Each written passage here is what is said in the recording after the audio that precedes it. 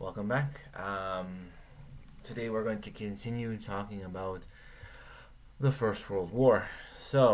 Yesterday we were introduced to the World War, the First World War, and the different strategy and plans that each nation was going to attempt to act out so that they could be successful in this campaign.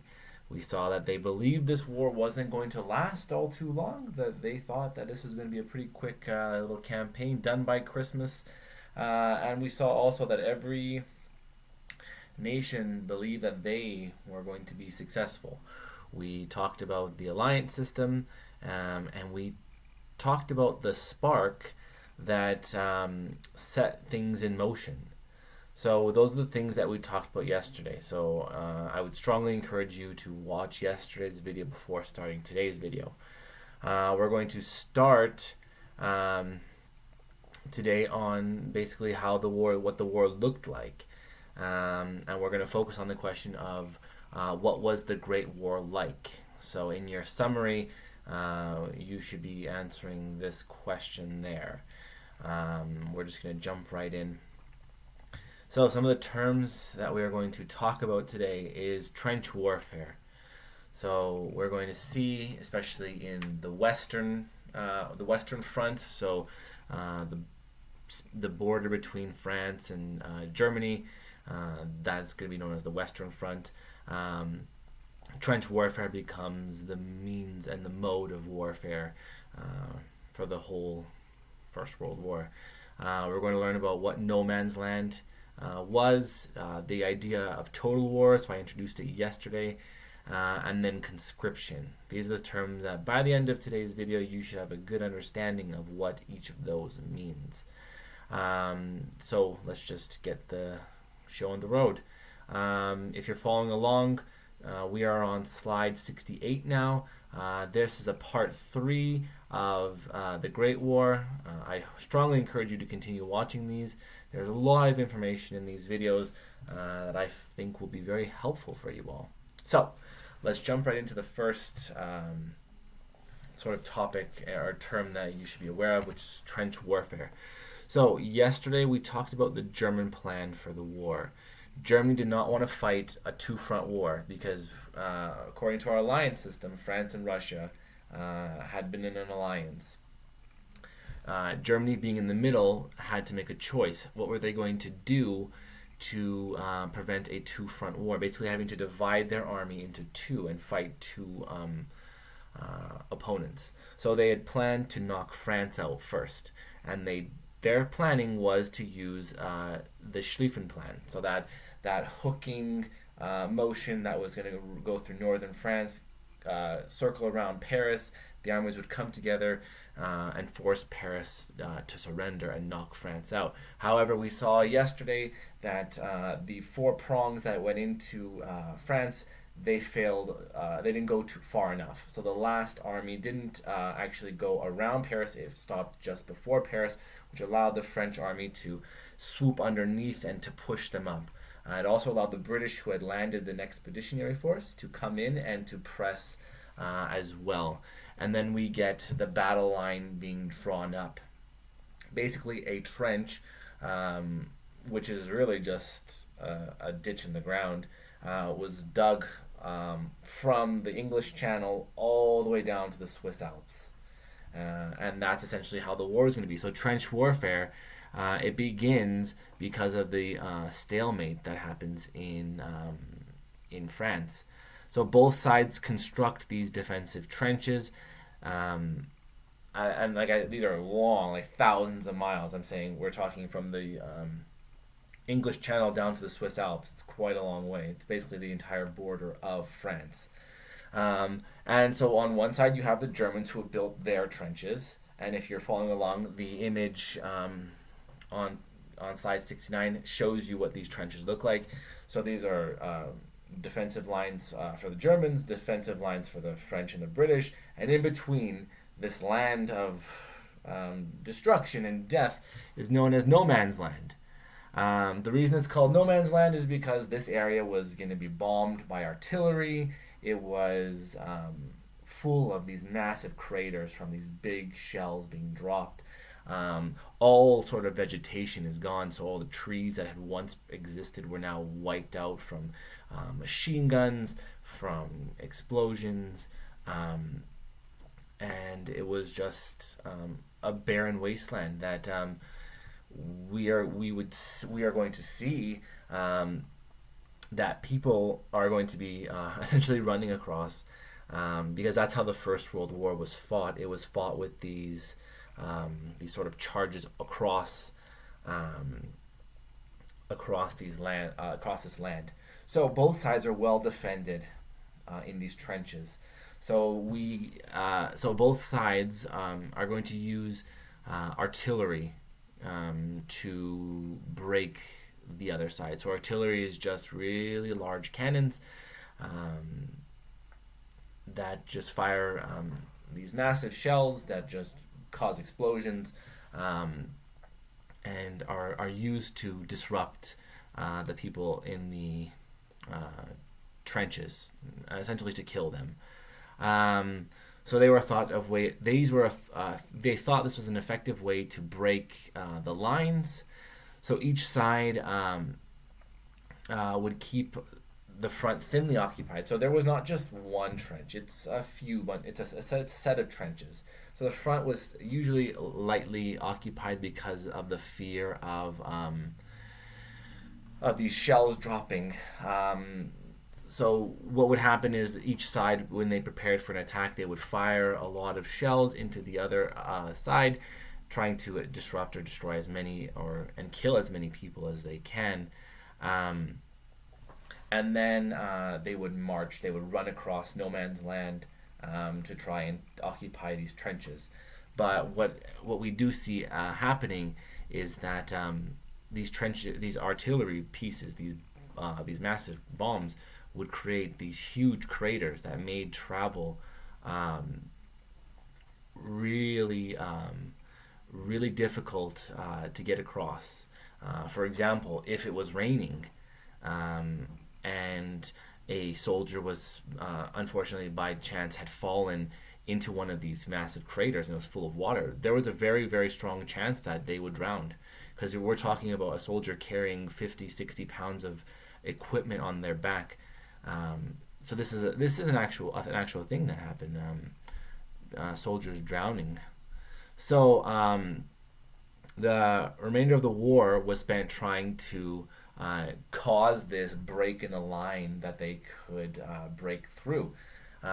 So there would be days where we're talking meters are won, and that's seen as a massive victory.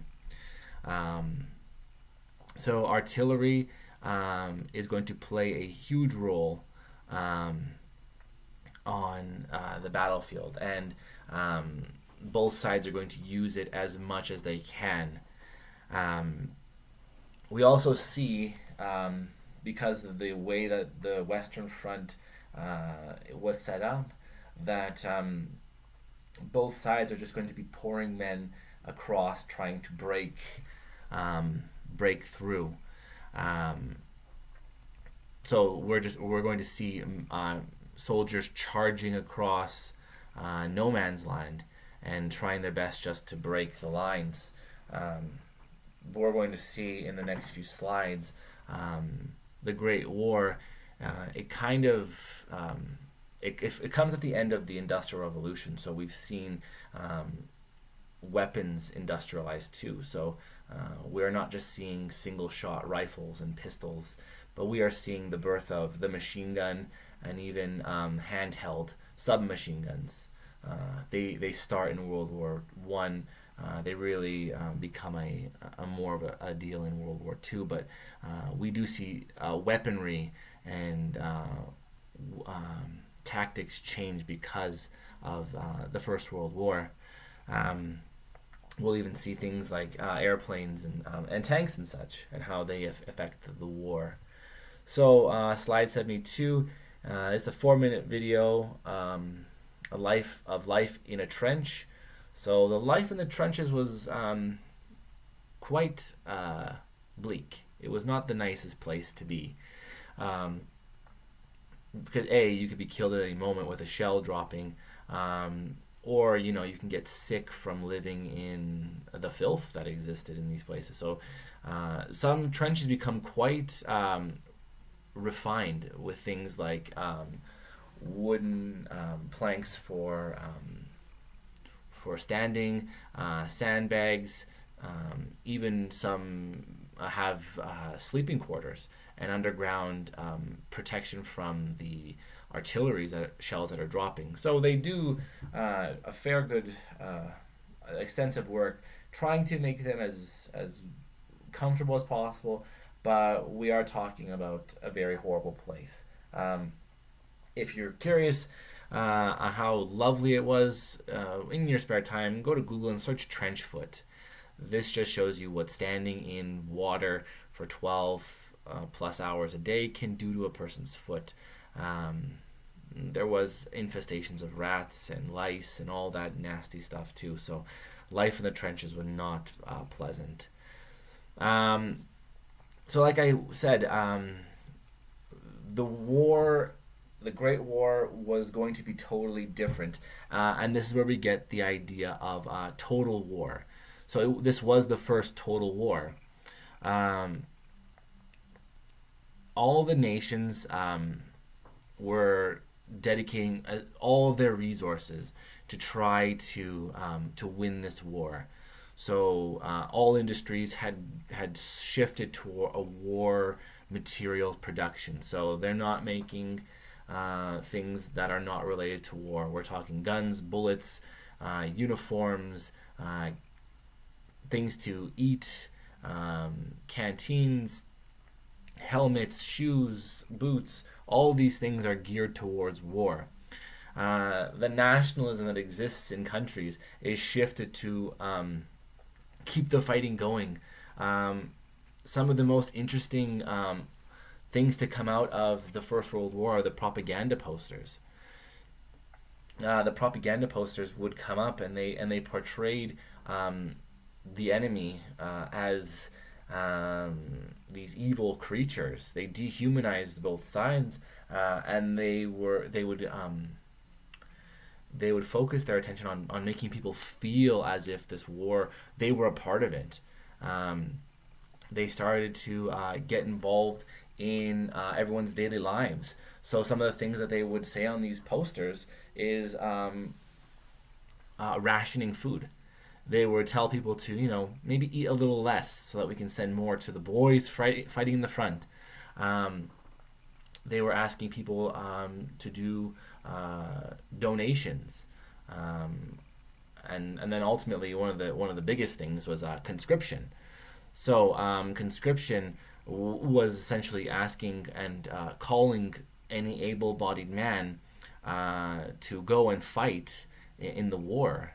So all the manpower of the combatants dedicated to the war. So we're talking anyone who is able to fight needs to go. And like we talked about yesterday, we had an overly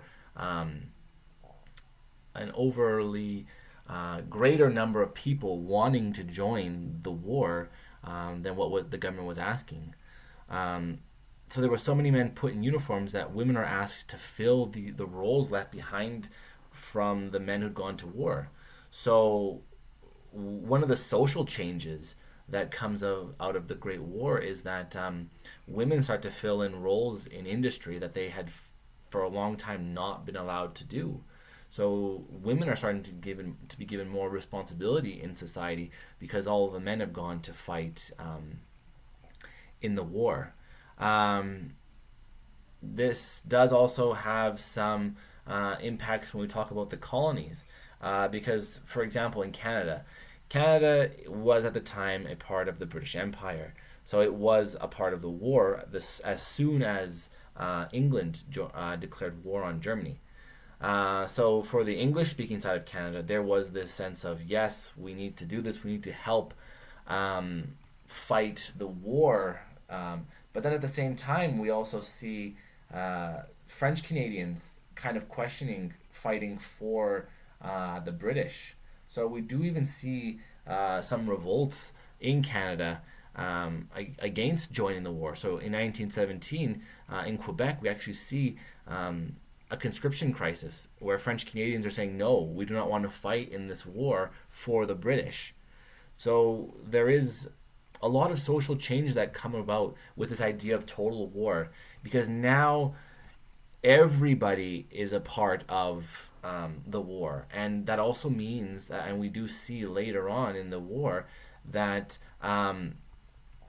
everybody is also now a target of this war too, because like I said before, all of the industry in these countries who are fighting the war have shifted to fighting or to producing things for war. So war production is now the number one priority, and governments take over these industries and they assume responsibility for war material production. So the industries created to make weapons and shells to supply the armies. Um, and it goes and it expands as the war goes on, because they realize that this war isn't going to be over by Christmas. This war is going to last a lot longer than Christmas. So again, if you have any questions or concerns about anything that we've talked about so far, feel free to leave a question in the comments or to email me, um, because this is a very important period in human history.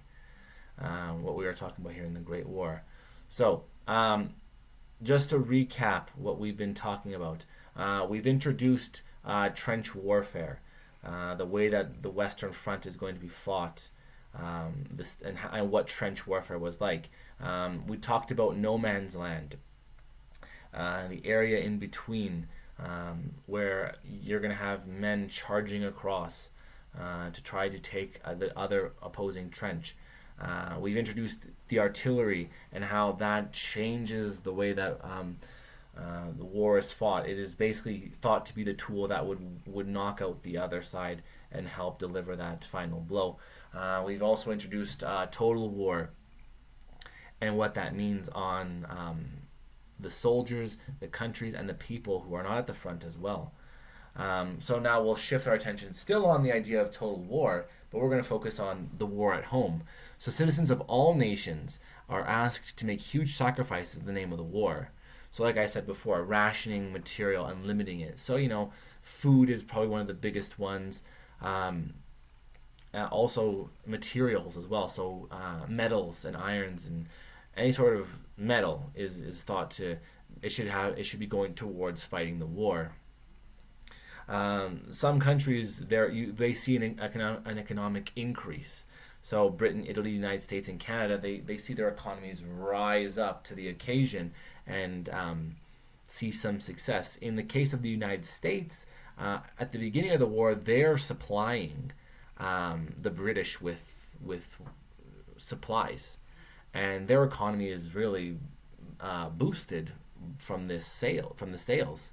But we do see some shrank. So France, Russia, the Ottoman Empire, Germany, and Austria-Hungary, their economies shrink because they can't produce things that are going to keep the economy going. They're really just trying to keep the war going. They're trying to keep their army supplied. In places like Russia, there is stories of soldiers running in at the front lines, some carrying weapons that have no bullets, and having to scrounge for bullets. They're talking about having no food rations, poor clothing, boots with holes in them. These sort of things are a real problem, especially to win a war, and also for the morale of the soldiers. So what some countries will introduce is the idea of war bonds. So war bonds are basically citizens asked to lend money to the government for the war. So you would donate, let's say, $50, and then you would receive a piece of paper saying that so and so has donated $50 to the war, and then after the war, presumably you would receive that money back, maybe with some interest. So there was that call for that little bit extra resources to keep the war effort going. There is also taxes introduced, so new taxes. Income tax was introduced as a temporary war measure. We'll see how temporary that is, though. So again, if you're following along in the slides, slide 77, this is a part 4 of this Great War series that we've been watching. But now let's shift our attention to the innovations that come from the war. These are some of the tools of war that really, for the first time, are being used on a massive scale. Because some of these tools, they were made before the war, but really they come into their own during this conflict. So the first we will talk here is the machine gun. So the machine gun is not an invention that was created during the war. It was something that was made before, but it really became one of the most devastating pieces of weaponry that that all sides could use. It fired at an extremely quick rate, hundreds of rounds per minute. So whereas a rifle, you're maybe firing 4 or 5 shots, this is hundreds. So it became really devastating whenever there was a charge across no man's land. So what would usually happen is one side would fire round after round of artillery shells. We're talking hundreds of shells dropping on one trench, and then when the shells would stop, the officer in charge of that section of the line trenches would blow a whistle, and then all the soldiers would jump across out of the trench and run to the other side and do battle with whoever was alive. Ideally, the shells would have killed all the enemy soldiers, but like I said before, these trenches became so complex that they had places to hide. So when they knew the attacks were coming, they would hide and then wait for the soldiers to run across. Interesting point to note is if a soldier refused to go over the line, or go over the top as it was called, their officer would shoot them as an act of treason, an act of cowardice and mutiny against the army. So you were kind of damned if you do and damned if you don't, because you're going to run across a vast field with nowhere to hide, and you're just going to run across, and the machine gun would mow down anybody that was coming.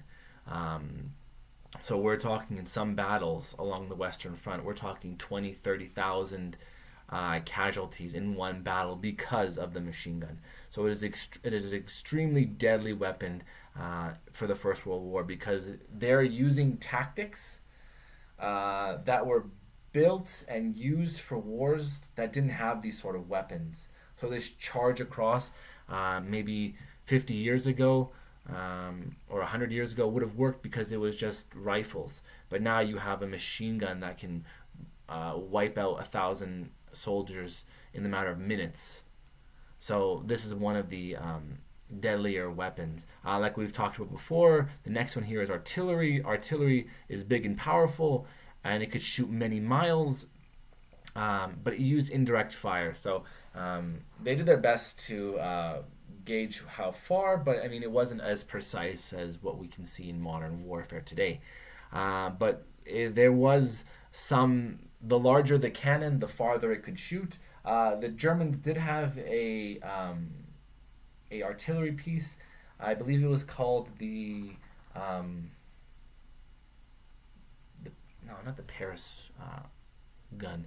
Anyways, there was a artillery piece that the Germans had that could actually hit Paris from the trenches. So there were some that could go pretty far. There were some smaller ones that had a closer range, but they could very much do a lot of damage. So on slide 79 here, these are smaller artillery pieces, but if you look at slide 80, that is a much larger piece. It is actually manned by, I believe here we have 6 soldiers, whereas these other ones, maybe 2 soldiers, um, could use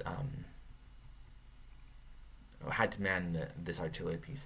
Other things that they would use in these artilleries is the chemical weapons. So First World War, we see the use of chemical weapons, things like mustard gas and chlorine gas. They could attach these chemical canisters to shells, fire them in to these trenches, and then the chemical gas would actually spread. So if it was mustard gas, it would burn and irritate the lungs to cause death. Or if it was chlorine gas, it would turn the lungs. It would fill the lungs with liquid, and soldiers would drown in their own lungs. So artillery very much again comes into its element in the First World War, and it was not an invention that happened just in the First World War. We talked about artillery back when we discussed Napoleon 100 years before the First World War. So it had not been. It's not a new invention, but it definitely came to be quite useful in the First World War.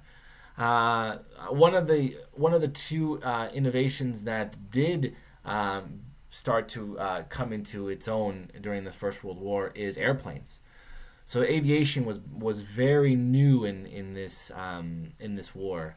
It was used mostly for scouting and for mapping enemy defenses. So they would fly over and they would kind of just see what the enemy has at the beginning. And sometimes they would have handheld grenades that they would throw from these planes, but not as devastating a weapon. Once it gets a little bit later, 1916, 1917, then we see the use of mounting weapons like machine guns on these planes. And then we'll see some aerial battles, which are known as dogfights, between both sides. And some people, some of the biggest names to come out of the First World War will be some of these pilots who will have many successes in the air in terms of these duels. One of the most famous, now I'll try to find a video and put it in the description, is the Red Baron. He is a pilot, or was a pilot in Germany, who became notorious and feared for his reputation. So I'll try to find a video of him. So they started to use these planes as bombers. So when we talk about total war and involving everybody into the battle,